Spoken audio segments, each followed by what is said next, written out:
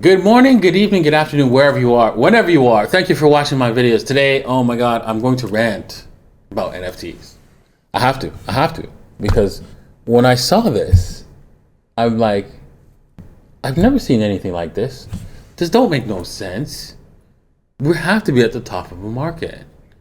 And we're going to talk about that, this nonsense, this insanity with NFTs in today's episode.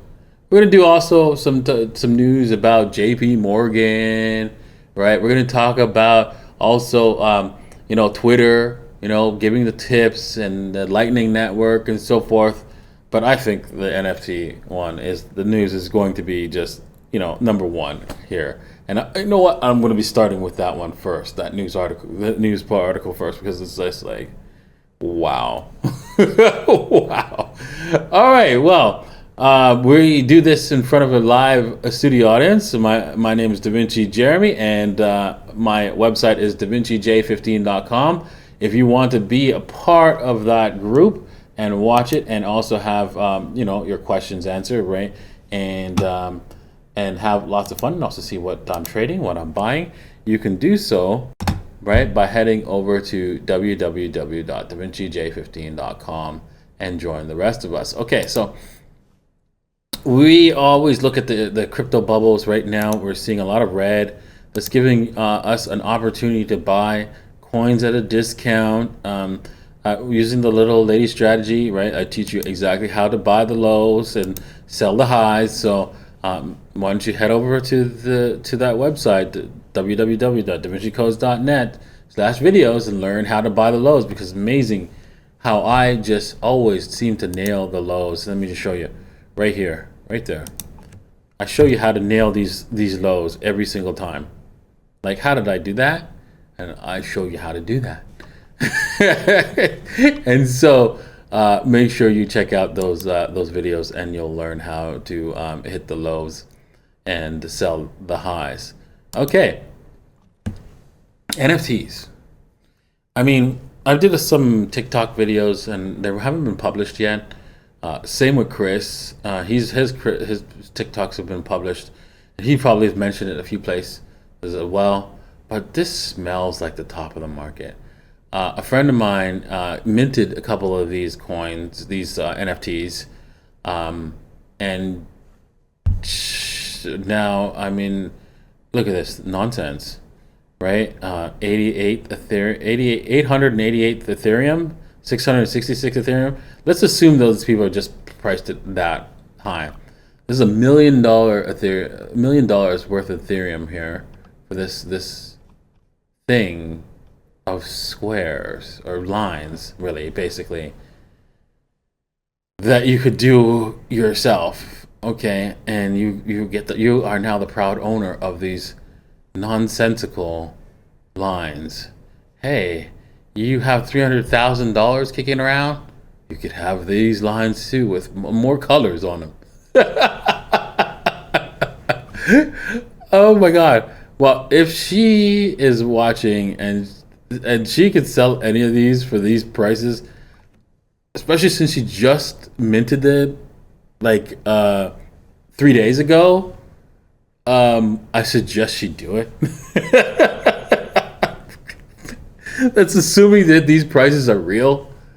I suggest you just go do it, sell it, right? Because this is don't make no sense. Make no sense. We can see offers, right? Look at that last offer 0.2, last offer 2. Oh my God, 2 Ethereum. That's crazy. Okay, absolutely nonsensical. These Ethereum.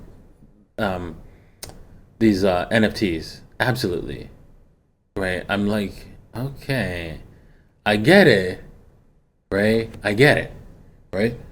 They're probably just offering some sort of extra bonuses because you are actually holding the NFT. That's why it's gone crazy, right? I get it, right? They're not just giving you the image, right? They're trying to give you some sort of status bonus or something like that. I don't know, something like that. I get that. I'm not that old. I'm not Peter Schiff. Right? I'm not stubborn in my ways. I know that NFTs will be valuable in the future. But this is too much. All right, moving on to breaking news with Dubai World Trade Center takes pro-crypto stance with trading agreement. That's amazing because here there is no exchange, right? And a lot of people, they come up to me and ask me, how do I buy Bitcoins here? Now that they've taken the stance that, hey, you know what, they're pro-crypto, right? That means an exchange can open up here very shortly. And I have another friend that is interested in opening up an exchange here. So she will get that done. Hopefully she gets her exchange out there and really helps a lot of people. Governments are rapidly realizing the scaling potential of crypto industry. While countries like El Salvador continue to implement Bitcoin's legal tender regardless of public backlash. What public backlash? I mean, come on. Everybody, sure, there's always going to be people who don't like change and they're not going to like it. It's going to happen, right? But honestly, no one in El Salvador is forced to use Bitcoin because they have both dollars and Bitcoin as their legal tender. That means, right, that technically means that you can pay your debts priced in Bitcoin or dollars, right? So that's what it means. So if you just go to the store and the store owner doesn't want to sell you his stuff in Bitcoin, he doesn't have to. However, if you promise to pay somebody rent, a specific dollar's value in rent, right, they can ask you to try to force you to pay to accept Bitcoin, but they don't have to at the same time because they can go, well, wait a second, dollars are legal tender, and so I can sue you for dollars. So that's not going to be a problem for anybody who doesn't want it.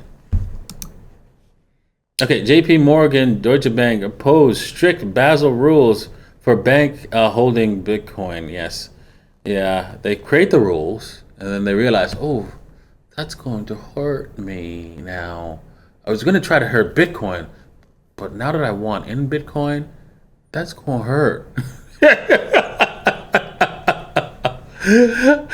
Oh my God, these jokers banks, man. I can't believe them.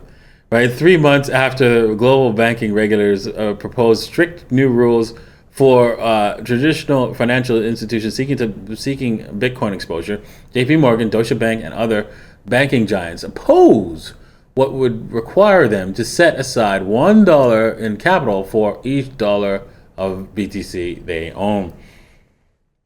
Okay. They're opposing their own rules that they created. And why did they do that? Again, it's because they wanted to slow down Bitcoin. All right, so in my previous episode, I told you guys that this was an emergency episode because, we come back down here and Bitcoin is lights out down all the way at the, even further, like maybe as far as the, the $36,500 level. So if that's the case, right? Doesn't that mean we should get out of Bitcoin? I should be worried about it going even further and going to zero. What's gonna happen? I'm gonna be broke. Yeah, don't worry about it, right? If you're worried about the dip, just zoom out. Bitcoin's up over 7,000% in 5 years. If you just bought Bitcoin today, right, and just walked away for 5 years, right? Like, I'm going to repeat this again, like my ex-girlfriend did, you'll be a multimillionaire, okay? It's really that simple. You will see there will be a lot of ups and downs. You'll be, if you try to watch it, but if you didn't watch it, you wouldn't notice, you wouldn't feel it, and all of a sudden, you're a multimillionaire, just like that. Isn't that special? All right, so just dollar cost average. Save your Bitcoin and move on. I'm not going to read this. We continue to the next article. Okay, China injects $19 billion into Bailout Evergrande. Here's how crypto market can benefit. I use the word injects, and that's not good because of the algorithm. Yeah, you know why, right? Because the the vids, man. Oh my God, these guys are ridiculous. Right? How they will look at every single word you say and then try to destroy your video. But that's the way that's the world we live in, right?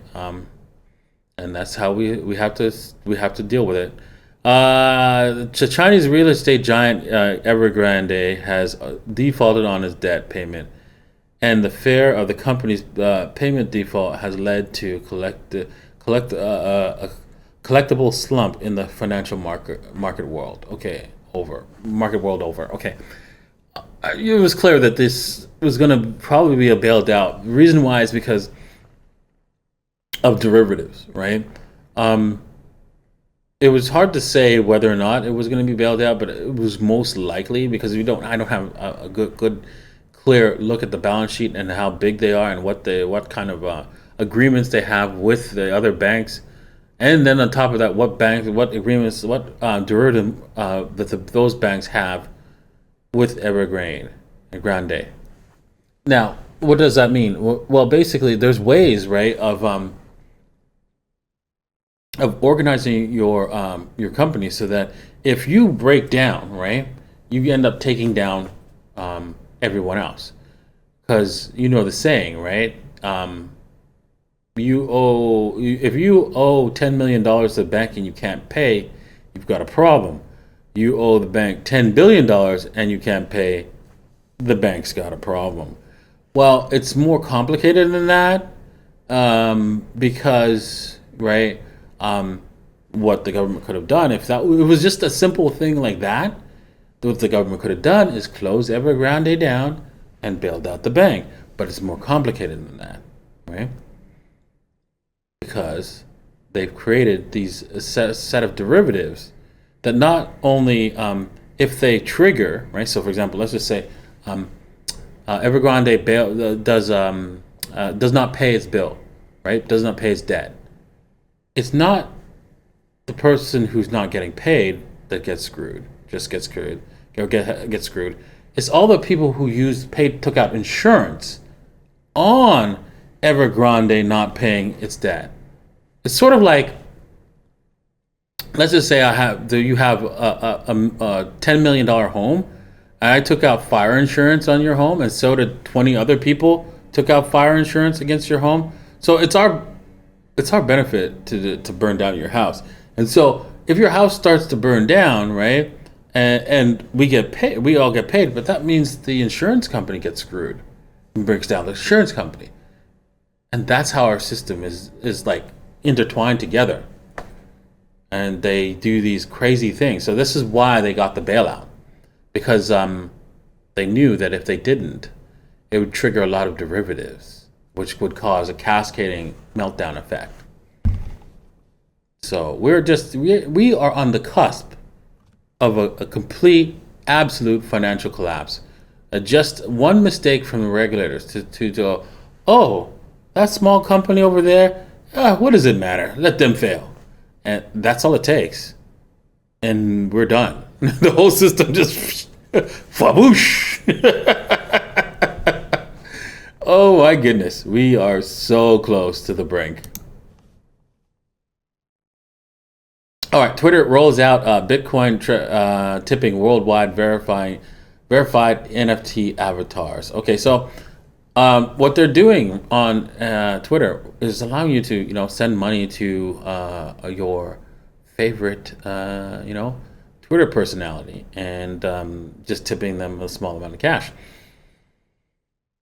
And this is great. And they've instituted Bitcoin through the Lightning Network. That's making sense why, the new channels and nodes on Lightning Network are up 20% after Twitter's integration. That's awesome. Twitter, what Lightning Network needs more onboarding of applications so that people could start using it and start expanding its reach to the world. The only problem with Lightning Network that I don't like is that it requires your node to stay connected all the time in order to make sure that you're not getting screwed. But I remember reading a white paper like 6 months ago. I don't know if it's implemented just yet. that's been that's going to be no longer a thing of that's going to be a thing of the past, and you don't have to be permanently connected. I'm going to have to see if that's been implemented, because I didn't read when it was going to be implemented. So hopefully it is by now, and then you don't have to worry about leaving your Lightning node permanently connected to make it work. So that'd be great. Finally, I don't know if this is true, right? I need to review this, because I think this is like a little bit of more of somebody's, JP Morgan saying, and I never trust the bank, right? They might be fudging the numbers here. They're saying that institutional investors are piling into Ethereum and leaving Bitcoin. The difference between Ethereum and Bitcoin is huge when it comes to risk. Bitcoin has limited its risk profile by reducing the amount of instructions the complex instructions that can be run on the Bitcoin protocol. When you have a complex set of instructions that for your contract or for the application to run, then there's a chance that you could make a bug in Ethereum or any kind of application that you build. This is why Satoshi took out all smart contracts from Bitcoin, because he knew that it would have to be constantly replaced, right? And has issues like what's it called? Solana, right? Solana had a big issue, and they had to replace it all immediately. But they had a lot of downtime, and this is still a possibility for Ethereum. So does all these institutions not know this? Doubt that. So what that means is although it's a lower leverage play, Bitcoin is is a safer option, which gives them enough leverage compared to any other asset class that they have out there. So I find it very, very difficult to believe that institutional investors are getting into Ethereum and leaving Bitcoin behind. All right, because, well, the reason why is Bitcoin's real. Bitcoin's here to stay, and you need to be a part of it. Thanks for watching.